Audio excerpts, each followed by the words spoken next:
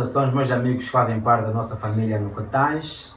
Como muitos de vocês que devem ser já pessoas da casa do nosso canal, já devem saber, eu sou Círio Teixeira e este é o nosso canal, onde abordamos sobre diversos temas relacionados a Direito. Então, para quem está a cursar Direito, para quem já cursou, quem vai cursar Direito, este é o canal adequado, este é o canal recomendável. Então, antes de mais nada, subscreva se és novo, para ti que já és antigo, bem-vindo novamente no nosso canal.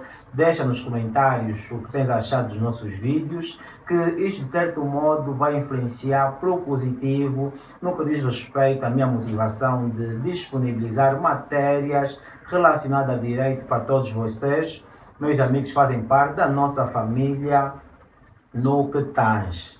E hoje, na verdade, entramos com uma temática sequencial. Como eu já havia prometido, esta semana teremos vídeos sobre a cadeira de recurso, ou seja, processo civil 3. Já disponibilizamos a primeira aula e esta será a nossa segunda aula, que vai cingir-se, na verdade, sobre a questão das espécies das decisões judiciais e os respectivos requisitos. Este é o tema para o nosso vídeo de hoje. Então, se já gostaste, deixa o teu like, deixa o teu comentário, deixa o teu feedback no final do vídeo sobre o que achaste do nosso vídeo e fala com os teus amigos que também estão a cursar Direito. Comenta com eles que temos uma solução para aquilo que é o entendimento das cadeiras de Direito que terá durante o percurso acadêmico. Então, partilha o meu canal, subscreva, comenta com os teus amigos para que a nossa família no Cotães cresça, cresça e cresça sempre mais. Então, sem mais delongas, vamos ao nosso vídeo, meus amigos.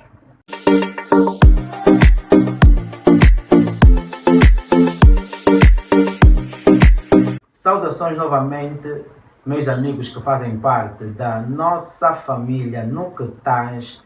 E não só, para ti que também não fazes parte, mas tenho a certeza que já vais fazer parte, porque vais subscrever agora ao nosso canal. Como já referi, hoje vamos falar sobre as espécies de decisões judiciais e os respectivos requisitos. É importante falarmos sobre isto porque, como nós vimos, a cadeira de recurso, ou seja, processo civil 3, acaba tendo como objeto aquilo que são os meios de impugnação das decisões judiciais. Então, antes de entrarmos sobre os meios de impugnação das decisões judiciais, é necessário, é imperioso que saibamos, afinal de contas, quais são as decisões judiciais que o ordenamento jurídico angolano apresenta. Quais são as espécies de decisões judiciais que o ordenamento jurídico angolano prevê e, afinal de contas, qual é a distinção entre estas? Quando é que é tomada uma decisão relativamente a um tipo de espécie de decisão judicial e quando é em relação a outra? Vamos hoje desmistificar este assunto.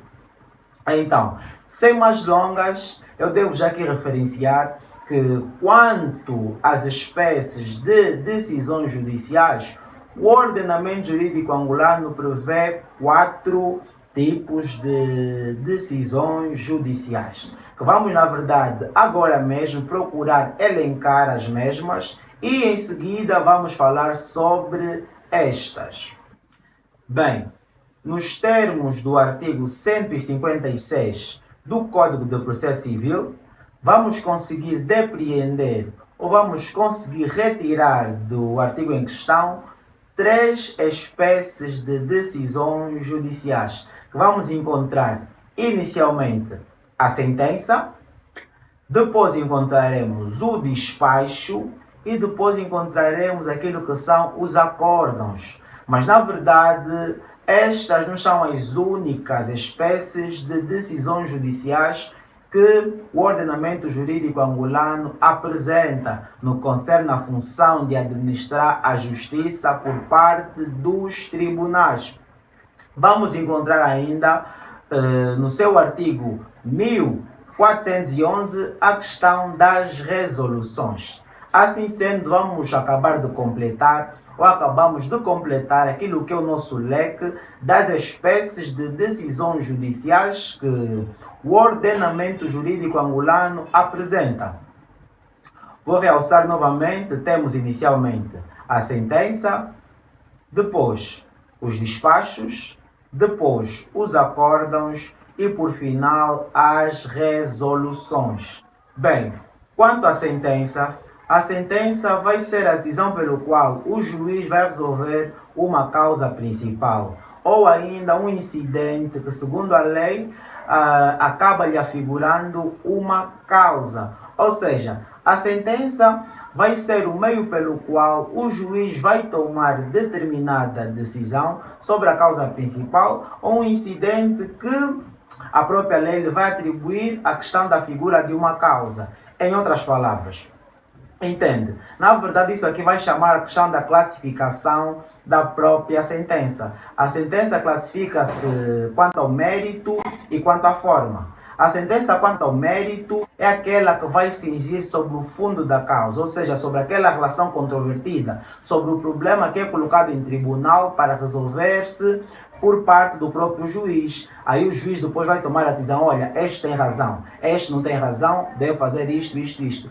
Este é o juiz a sentenciar de acordo ao mérito da causa. E nós temos depois aquilo que é a sentença segundo a forma, que vai nada menos do que atuar segundo as naturezas ou segundo os vícios processuais. Ou seja, a sentença quanto à forma vai atacar aquilo que é os vícios que vão se verificar no processo. Ou seja, vai impedir, por consequência de decidir-se o método da causa, porque o processo apresenta certos vícios. Aí estaremos diante de uma sentença de acordo à forma. Para dizer o quê?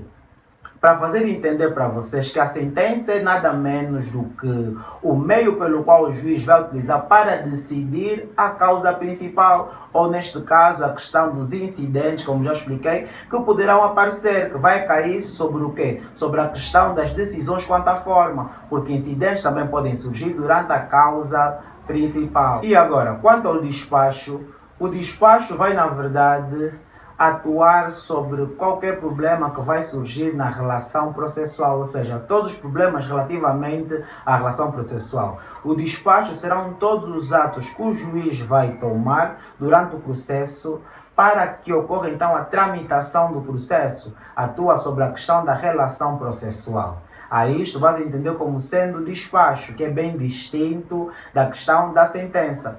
Todavia, no que concerne, na verdade, a distinção entre estas duas formas de decisão judicial, não obedece, na verdade, a um modelo de distinção absoluto ou rígido, porque, na verdade, haverá situações ou há situações em que, na verdade, um despacho que nós acabamos de falar, que, na verdade, atua simplesmente na perspectiva de resolver os problemas que vão surgir relativo ao processo para que o processo tramite, haverá situações que esse despacho poderá também findar, poderá também pôr fim ao processo. Exemplo, temos aquilo que é o saneador sentença. O despacho saneador, que acaba recebendo depois de findar o processo, o saneador sentença, também acaba colocando fim ao processo, pese embora seja então um despacho.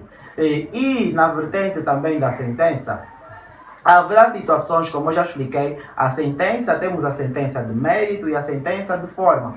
Haverá situações que, na verdade, a sentença vai colocar fim ao processo ou à causa principal por via de problemas relativamente à natureza processual, relativamente a questões de cariz processual, que na verdade acaba estando mais afeta a questão dos despachos. Então, quanto à diferença entre os despachos e a sentença, não há uma posição muito absoluta ou rígida, porque na verdade haverá situações em que despachos podem colocar fim ao processo e haverá situações em que a sentença também pode fundar-se simplesmente nas questões de natureza processual. Por isso é que vimos que temos a sentença de mérito e temos a sentença de forma. Ou seja, entende? A sentença vai ser o ato pelo qual, como já expliquei, o juiz vai resolver a causa principal. Já o despacho vai incidir sobre todos os problemas que vão surgir durante a relação processual, ou seja, todos os atos que o juiz vai praticar para que o processo tramite. Aí isto acaba ocupando a designação de despachos. Todavia, existe essa problemática de não haver uma verdadeira distinção, assim mesmo rígida ou nítida, porque há situações, na verdade, que o próprio despacho também pode findar o processo. E há situações que a própria sentença também pode atuar sobre questões de natureza simplesmente processual. Por isso é que não há assim uma distinção muito clara ou nítida ou absoluta nos termos de diferenciação entre sentença e despacho. Agora, quanto aos acórdãos, os acórdãos serão entendidos como a designação atribuída às decisões proferidas pelos tribunais coletivos. Ou seja, os tribunais coletivos, a quando da resolução dos litígios que são colocados sob a sua apreciação, recebem então a designação de acórdão. Ainda quanto à questão dos tribunais coletivos, na primeira instância, a sua constituição vai ser obrigatória quando o valor seja superior ao dobro da alçada do Tribunal de Relação. E quanto à sua constituição, encontra-se constituído simplesmente por juízes de direito. Já na constituição dos tribunais de segunda instância, vamos verificar o relatório e os seus adjuntos, que acabam formando um órgão que denomina-se conferência, que vão então, por consequência, proferir um acórdão, que é isto que nós já dissemos, que trata-se das decisões proferidas pelos tribunais coletivos. E agora, quanto à diferença, na verdade, entre o acórdão e a sentença, verifica-se mais do ponto de vista formal, porque, na verdade, o mesmo paradoxo que nós encontramos no despacho e na sentença, também verificamos no acórdão e na sentença. Por quê? Porque, na verdade, assim como a sentença acaba podendo incidir sobre o mérito, que neste caso é o fundo da causa, e podendo também incidir sobre a forma, que neste caso são os vícios do processo, do mesmo modo pode proceder com a questão dos acórdãos. Os acórdãos podem incidir sobre o fundo, neste caso o mérito da causa, bem como poderão incidir sobre aquilo que é os vícios do processo. Por isso que não acaba havendo uma distinção tão rígida, mas uma distinção do ponto de vista formal. Todavia, o critério a ser utilizado para fazer a distinção entre o acórdão e a sentença é mais o critério do número de julgadores que vão intervir para a decisão, porque, como nós já verificamos nos acordos, é um colegial de juízes que vai tomar a decisão, diferente do que acontece na questão da sentença. Então, este é o critério utilizável para fazer a distinção entre sentença e acórdãos. Agora, quanto às resoluções, encontramos no artigo 1411 e, na verdade, serão decisões proferidas a quando dos processos de jurisdição voluntária, que são aqueles processos que, na verdade, não existe propriamente dito uma lide, ou seja, um litígio, não existe isso aqui propriamente dito. Assim sendo, as decisões proferidas nos processos de jurisdição voluntária acabam recebendo a designação de resolução, porque na verdade aí o juiz faz mais um papel administrativo do que outra coisa.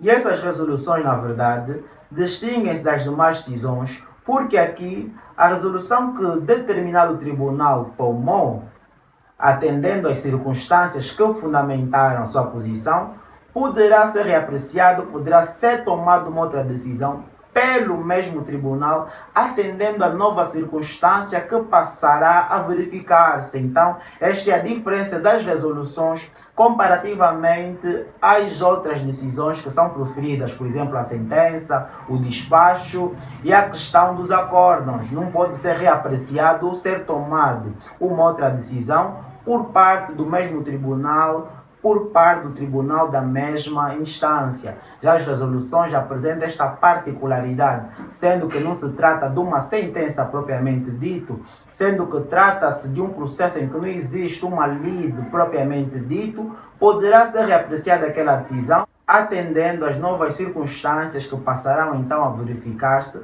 que podem fundamentar esta posição. Quanto à questão dos requisitos, Na verdade, vamos ter os requisitos externos e os requisitos internos. Nós vamos nos basear mais na sentença, porque fazendo as devidas adaptações, acaba abrangendo também as demais formas ou espécies de decisões judiciais. Quanto àquilo que é os requisitos externos, vamos encontrar determinados pelo artigo 157 do Código do Processo. Artigo 157 do Código do Processo. Requisitos externos da sentença e do despacho. Os relatórios e os fundamentos dos despachos, sentenças ou acórdãos podem ser datilografados, mas a decisão tem de ser manuscrita pelo juiz ou pelo relator, que datará e assinará, ressalvando as emendas de todo o texto e rubricando as folhas datilografadas. Os acórdãos são também assinados pelos outros juízes que hajam intervindo, salvo se não estiverem presentes, do que se fará menção. As assinaturas dos juízes podem ser feitas com nome abreviado. Os despachos e sentenças proferidas oralmente no decurso de ato de que deva lavrar-se ou ata aí reproduzidos. A assinatura do auto ou da ata por parte do juiz garante a fidelidade da produção. As sentenças e os acórdãos finais são registrados em livro especial. Estes, na verdade, são aquilo que podemos entender como os requisitos externos a verificar-se na sentença e, ademais, que acabei então de referir, tanto o despacho como os acórdãos, podemos também enquadrar na perspectiva de ter que verificar-se estes requisitos. Agora, quanto aos requisitos internos, encontramos no artigo 158, que fala sobre o dever de fundamentação à decisão, que, como diz o artigo, as decisões proferidas sobre qualquer pedido controvertido ou sobre alguma dúvida suscitada no processo são sempre fundamentadas. Ou seja, aqui quanto ao requisito interno, vai limitar-se ao dever de fundamentação do juiz a quando das suas decisões. Ou seja, o juiz deve fundamentar as decisões que tomar a quando do exercício desta função jurisdicional. Esta fundamentação, na verdade, pode ser de facto e de direito. Quanto à fundamentação dos factos, o juiz deve suscitar a questão dos factos que considera aprovado e os factos que carecem de ser provados, bem como os meios probatórios que levaram a entender certos factos como sendo provados. Já a fundamentação de direito é nada menos do que o juiz fazer o enquadramento legal das normas diante dos casos concretos, ou seja, dar a resposta às situações colocadas sob a sua apreciação, segundo o julgamento ou apreciação da própria lei. Então, resumidamente, quanto às espécies de decisões judiciais que nós temos 4, fala-se aqui da sentença, do despacho, dos acórdãos e da resolução. Entende que, na verdade, quando nós falamos de sentença, já vimos que serão as decisões proferidas pelos tribunais a quando da apreciação, então, das causas que são colocadas sobre a sua jurisdição. E nós, quando falamos de despachos, podes entender os despachos como sendo todos os atos praticados pelo juiz a quando daquilo que são as questões relativamente à processualidade, ou seja, a questão relativamente à tramitação do processo. Serão todos os atos que o juiz vai praticar para dar então a própria tramitação do processo. E na verdade estas duas podem ser confundidas porque haverá situações, como já referimos, que o despacho pode acabar também por findar o processo e as sentenças poderão também incidir sobre a questão de situações de natureza processual ou de vícios processuais para poder resolver a própria causa principal.